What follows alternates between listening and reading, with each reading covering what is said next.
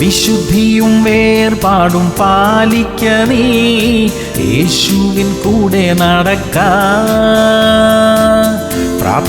പ്രാപിക്ക നീ തൻ കൂടെ അളവില്ല അനുഗ്രഹങ്ങൾ.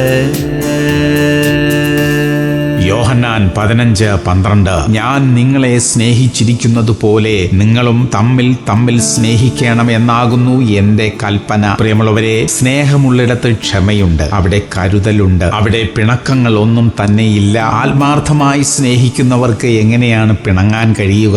ദൈവം ആഗ്രഹിക്കുന്നത് പോലെ സ്നേഹമുള്ള ഒരു ജീവിതം നയിക്കാൻ നമുക്ക് ഇടയാകട്ടെ. അതിലുള്ള എല്ലാ സമാധാനവും സന്തോഷവും കൊണ്ട് നമ്മുടെ ഹൃദയം നിറയട്ടെ. പ്രാർത്ഥിക്കാം. സ്വർഗീയ പിതാവേ, തമ്മിൽ ആത്മാർത്ഥമായി സ്നേഹിക്കുവാൻ ഞങ്ങളെ സഹായിക്കണമേ. സ്നേഹത്തിലുള്ള എല്ലാ ഗുണങ്ങളും ഞങ്ങളിൽ തരണമേ കർത്താവേ. യേശു ക്രിസ്തുവിന്റെ നാമത്തിൽ തന്നെ. ആമേൻ, ആമേൻ, ആമേൻ.